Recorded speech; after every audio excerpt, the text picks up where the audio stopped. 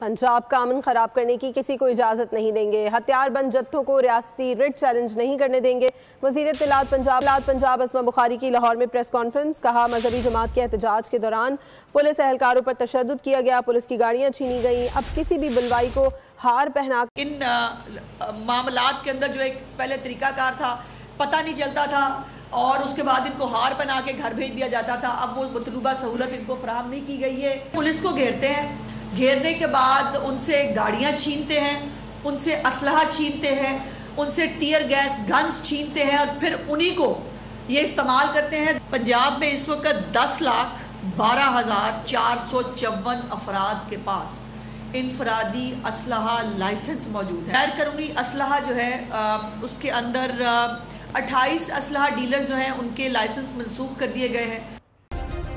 Subscribe करें और bell दबाएं ताकि कोई खबर रह न जाए।